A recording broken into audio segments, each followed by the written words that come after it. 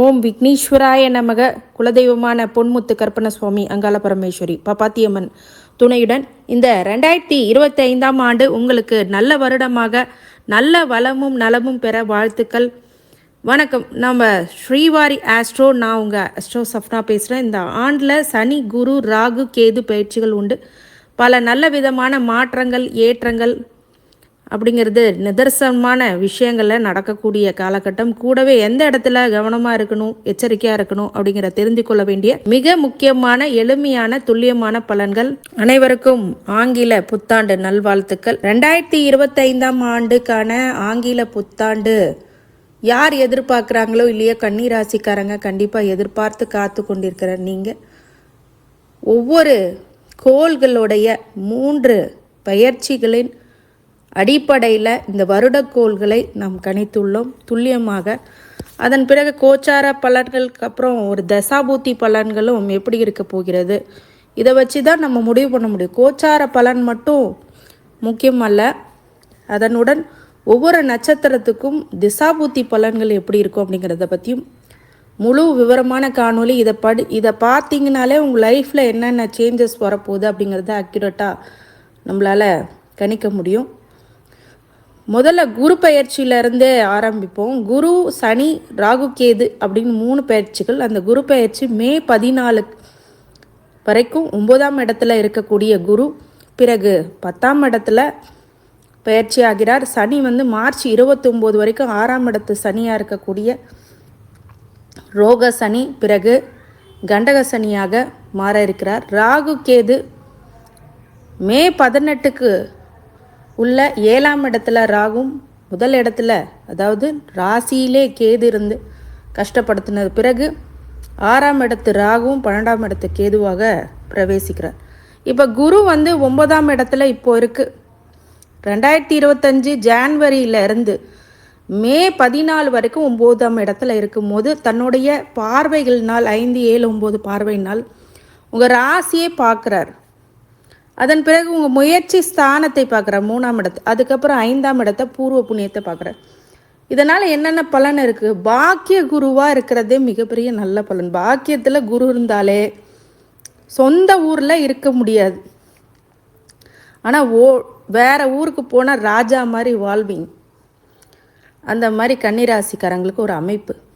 9ஆம்லேருந்து 5ஆம் பார்வையாக ராசியை பார்க்கறதுனால கன்னிராசிக்காரங்களுக்கு எல்லா வகையிலுமே சுபிச்சத்தை கொடுக்கக்கூடிய குரு மே 14 வரைக்கும் உங்களுக்கு ராசிக்கே பார்க்குறார். அப்படிங்கும்போது உங்கள் மேலே நல்ல பெயர், செல்வாக்கு, சொல்வாக்கு அப்படிங்கிறதெல்லாம் அதிகரிக்கக்கூடியது. நீங்கள் போகிற இடத்துலலாம் பயங்கரமான செலிப்ரிட்டி மாதிரி பார்ப்பாங்க. புதுசாக விஷயங்கள் எல்லாம் சாதிப்பீங்க. நிறைய பேர் உங்களுடைய தனிப்பட்ட சாதனைகளும் தனிப்பட்ட விஷயங்களும் புகழ்ச்சி பெறக்கூடிய காலகட்டம். அடுத்தது முயற்சி ஸ்தானம். நீங்கள் எடுக்கிற முயற்சியெல்லாம் வெற்றிகளை குவிக்கக்கூடியதாக இருக்கும். அதன் பிறகு பூர்வ புண்ணியத்தில் இருக்கும்போது புத்திசாலித்தனமாக முடிவெடுக்கிறது, குழந்தைங்களால் அனுகூலம், குழந்தைங்க விஷயத்தில் ரொம்ப சிறப்பு, அவங்களுக்கு ஃப்யூச்சருக்கு ஏதாவது செய்யக்கூடிய பிளானிங் எல்லாம் ஒர்க் அவுட் ஆகிருக்கும். குலதெய்வ அனுகிரகம் கிடைக்கும். குலதெய்வ அனுகிரகம் கிடைச்சாலே போதுமே, நல்ல விஷயங்கள் நடக்குமே. சரி, மே 14க்கு பிறகு 10ஆம் இடத்துக்கு வருது. பட்டம் பதவியெலாம் காலி ஆகுமான்னு பயப்பட தேவையில்லை. புது பட்டம், புது பதவி அப்படிங்கிறது அலங்கரிக்கக்கூடிய விஷயந்தான் 10ஆம் இடத்து குரு. இது தன்னுடைய பார்வை மூலமாக 2ஆம் இடத்தை பார்க்குது. 5ஆம் பார்வையை 3 பார்வைகள் 2, 4, 6 அப்படின்னு 3 இடத்தையும் பார்க்குது. அப்போ தன குடும்ப வாக்க பார்க்கும்போது பொருளாதார வகையில் நல்ல ஏற்றங்கள், மாற்றங்கள், குடும்பத்தில் சிறப்பு, குடும்பத்தில் சுப நிகழ்ச்சிகள் அப்படிங்கிறதெல்லாம் நடந்தேறும். அதே மாதிரி உங்கள் வாக்குக்கு, உங்கள் சொல்வாக்கு, செல்வாக்கு அப்படிங்கிறது கூடக்கூடியது. உயர் அதிகாரிகளே பார்த்து மிரளக்கூடிய நல்ல அமைப்பு வருது. 4ஆம் இடத்தை பார்க்குது. சொத்து சுகங்கள் வாங்கக்கூடியதாகவும் வீடு மனைனால் சிறப்புகளும் கண்டிப்பாக இருக்கும். உங்கள் தாயார் உடல்நிலை நல்லா இருக்கும் குரு பார்வையில். 10ஆம் இடத்துலேருந்து அடுத்த பார்வை என்ன? 9ஆம் இடத்தை பார்க்கும்போது 9ஆம் பார்வையாக 6ஆம் இடத்தை பார்க்கும்போது கண்டிப்பாக இந்த இடத்துல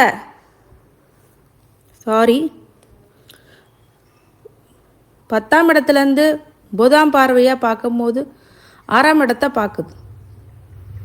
6ஆம் இடத்தை பார்க்கும்போது ருணுரோக சத்ருஸ்தானம் அப்படிங்கிறத, அதாவது என்னென்னா நோய், எதிரி, கடன் எல்லாமே உங்கள் கட்டுப்பாட்டுக்குள்ளே வச்சுருப்பீங்க. அப்படியே கண்ட்ரோல் பண்ணுவீங்க. அதெல்லாம் குரு பார்த்துப்பார். சரி, சனி என்ன பண்ணுவார்? சனி வந்து மார்ச் 29 6ஆம் இடத்துல இருக்கு. அப்போ எந்த இடத்தெல்லாம் நீங்கள் கவனமாக இருக்கணும் அப்படிங்கிறது, நோய், எதிரி, கடன் ஏற்கனவே குரு கட்டுப்பாட்டில் வச்சுருக்கிறதுனால பெரிய தவறுகள் உங்களுக்கு சனினால் வராது. ஆனால் பார்க்குற பார்வைக்கு பலம் அதிகம் இல்லையா?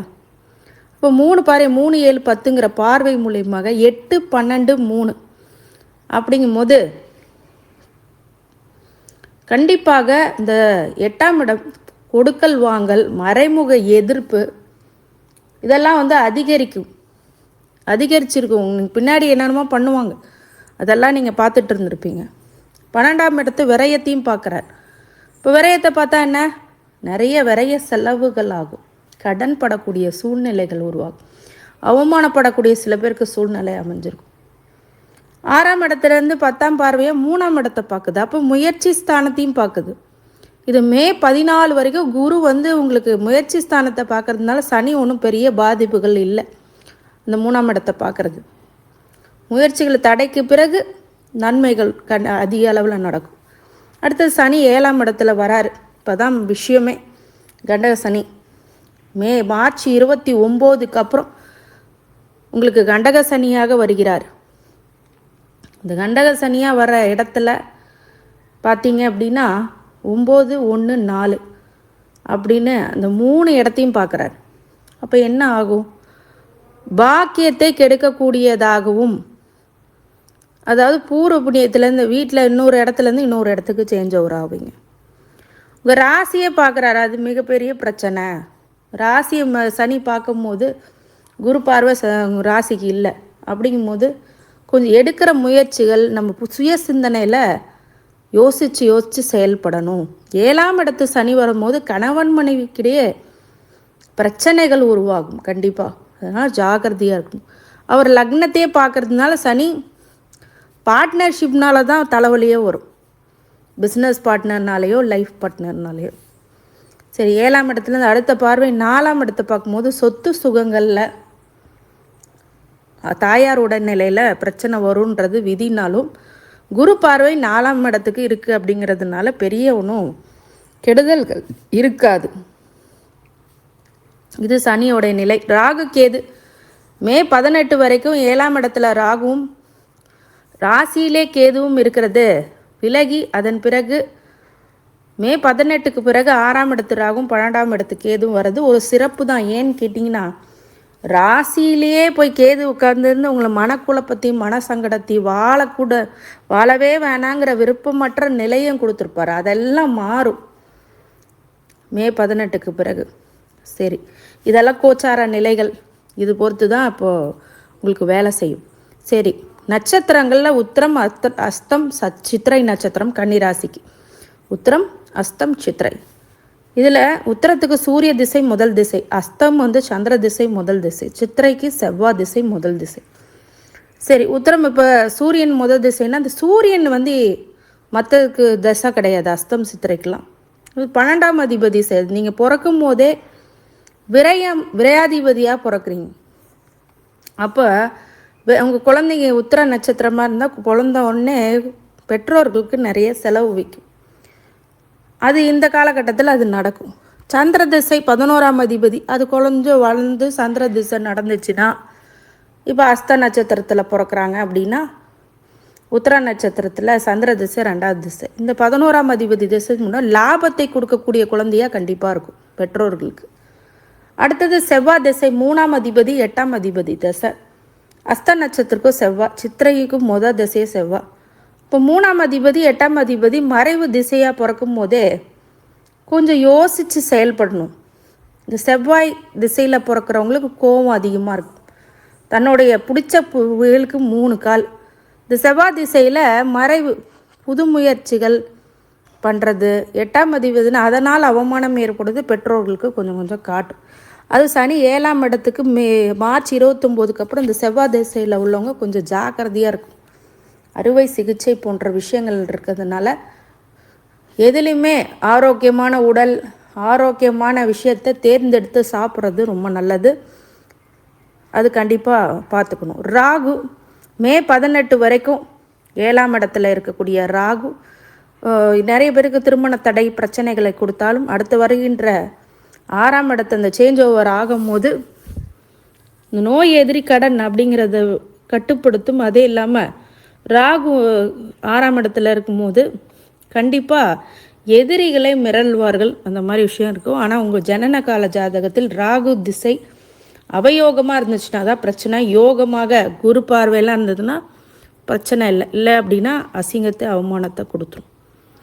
அதனால் ராகு திசை இருந்துச்சுன்னா தயவு செய்து பக்கத்தில் இருக்கிற நல்ல ஜோதிடர்கிட்ட இல்லை உங்களுக்கு தெரிஞ்ச ஜோதிடர்கிட்ட என்னுடைய நம்பர் இங்கே கீழே போயிட்டுருக்கு, அந்த ஐஸ்வர்யம் அந்த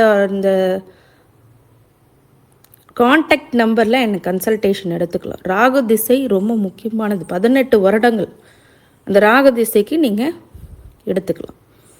குரு 4ஆம் அதிபதி 7ஆம் அதிபதி, இது ஒரு சூப்பரான திசை. உத்திரம் அஸ்தம் சித்திரை இந்த குரு திசை வந்தான்னா திருமண பாக்கியம் கைகூடும், வீடு மனை யோகம், புத்திர பாக்கியம், நல்ல விஷயங்கள், தாயார் உடல்நிலை, தாயாருடைய சொத்து இதெல்லாம் கிடைக்கும். வீடு மனை யோகம்லாம் கண்டிப்பாக உண்டாகும். நல்ல பிராப்தம் இருந்துச்சுன்னா கிரகப்பிரவேசம் பண்ணுவீங்க. சில பேர் பெரிய வீடெல்லாம் இப்போ கட்டுவீங்க, வீடு மனையெல்லாம் வாங்குவீங்க. 7ஆம் அதிபதியும் நல்லா இருக்கிறதுனால திருமண யோகம் உண்டாகும், திருமண நல்ல குடும்ப அமைப்பு உருவாகும் இந்த குரு திசையில். அடுத்தது சனி 5ஆம் அதிபதியும் அவரே 6ஆம் அதிபதியும் உங்களுக்கு. அது இந்த 7ஆம் இடத்துக்கு வரும்போது மார்ச் 29 ரொம்ப கவனமாக இருக்கணும். சனி திசையில் உள்ளவங்க நோய் எதிரி கடன் ஏதாவது ஒன்று உருவாக்கி கஷ்டப்படுத்தும். அதே மாதிரி குலதெய்வ வழிபாடு தடைப்படும். அதை மீறி நீங்கள் சனி திசையில் கும்பிட்டு வரதான் நன்மை ஏற்படும். சனி திசையில் அவ்வளோ சீக்கிரமாக குலதெய்வத்தை இது பண்ண விடாது. அதுவும் 5ஆம் இடத்துல இருக்க சனி பூர்வ புண்ணியத்தை கெடுக்கும். அப்போ நீங்கள் அதை தான் முதல்ல பிடிக்கணும். புத்திசாலித்தனமாக இருக்கிற இடத்துல புத்தியை கெடுக்கும். அப்படிங்கும் போது ஞானக்காரகனான விநாயகரை தினமும் கும்பிடணும் சனி திசையில் உள்ளவங்க.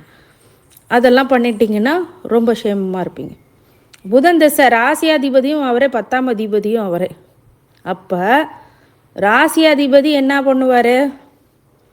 ரொம்ப நன்மையை கொடுவார். 10ஆம் அதிபதினா தொழில் மூலியமாக மிகப்பெரிய வெற்றி, பட்டம் பதவி புகழ் அப்படிங்கிறதெல்லாம் ஆட்டோமேட்டிக்காக வரும். கேது திசை மே 18 வரைக்கும் உங்களை படாத பாடுபடுத்திடும். பிறகு 12ஆம் இடத்துக்கு வரும்போது ஓரளவுக்கு விரைய மட்டும் பண்ணிட்டு விட்டுரும். சுக்கிர திசை 2ஆம் அதிபதியும் அவரே 9ஆம் அதிபதியும் அவரே. தன குடும்ப வாக்குலையும் நல்லா அவங்க சுற்றி இருக்கிறவங்களாம் மிகப்பெரிய ஃபேமும் இருக்கும். உங்கள் குழந்தைங்க எல்லாமே நல்ல புகழடையக்கூடியவர்களாக இருப்பாங்க. தன குடும்ப வாக்கு எல்லாத்துலேயும் செல்வாக்கு மிகுந்தவர்கள். 9ஆம் அதிபதியும் அவர் என்ன பூர்வ புண்ணியமும் உங்களுக்கு நல்லா இருக்கும். சுக்கிரன் இருக்கும் போது நிறைந்த ஒரு பாக்கியத்தை உங்கள் பூர்வ புண்ணியத்தை பொறுத்து பலனை கொடுக்கும் இந்த 2ஆம் அதிபதி 9ஆம் அதிபதி. இந்த கன்னிராசிக்காரங்களுக்கு குரு பயிற்சியும் நல்லா இருக்குது, ராகு கேதும் நல்லா இருக்குது. சனி மார்ச் 29 வரைக்கும் சூப்பராக இருக்குது. அதற்கப்புறம் வருகின்ற அந்த கண்டக சனி மட்டும் கொஞ்சம் கணக்கில் எடுத்துக்கிட்டீங்க அப்படின்னா இந்த வருடம் மிகப்பெரிய ஒரு நல்ல பிரம்மாண்ட வெற்றி. ஆனால் சனி 7ஆம் இடத்துக்கு வரும்போது ஹஸ்பண்ட் அண்ட் ஒய்ஃப்குள்ளே அட்ஜஸ்ட் பண்ணி போங்க. அதே மாதிரி ப்ராப்பர்ட்டி விஷயத்தில் எல்லாம் கவனமாக இருங்க. பூர்வீக சொத்து இந்த மாதிரி விஷயத்துலலாம் ரொம்ப ஜாக்கிரதையாக இருக்கணும், அலைச்சலை கொடுத்துரும். இந்த சனி 7ஆம் இடத்துல இருக்கிறதுக்கு குலதெய்வ வழிபாடு ரொம்ப முக்கியமாக. தினமும் விநாயகரை தண்ணி ஊற்றி ஒரு விளக்கு ஏற்றி வைங்க. இந்த கண்டக சனியில் அதெல்லாம் ஒன்றுமே பண்ண முடியாது. அதே மாதிரி 4 பேர்த்துக்கு அன்னதானம் பண்ணுங்க. அதே மாதிரி கோயிலுக்கு, ஆஞ்சநேயர் கோயிலுக்கு சனிக்கிழமை போங்க. சனிக்கிழமை போயிட்டு ஒரு வாரம் வெத்தலை மாலை போடுங்க. ஒரு வாரம் வெண்ணெயை கொடுங்க தானமாக.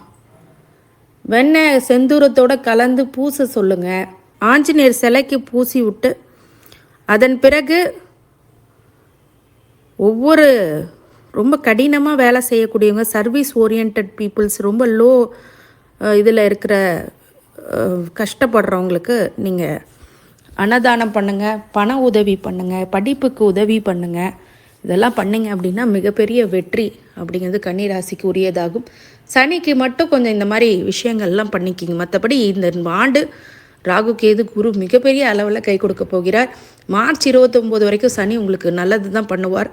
அதன் பிறகு கொஞ்சம் மாற்றங்கள் இருக்கிறதுனால அதை மட்டும் கவனத்தை எடுத்துக்கோங்க. மற்றபடி உங்களுக்கு இது மிகப்பெரிய நல்ல ஆண்டாக பிரம்மாண்ட வெற்றியை கொடுக்க நான் மகா ஈஸ்வரனை வேண்டி வணங்குகின்றேன். கடவுள் அருள் டிவியை பார்த்தமைக்க நன்றிகள். மேலும் இது போன்ற தகவல்களை தெரிந்து கொள்ள கடவுள் அருள் டிவியை சப்ஸ்கிரைப் செய்யுங்கள். மறக்காமல் பெல் ஐக்கானை கிளிக் செய்யுங்கள்.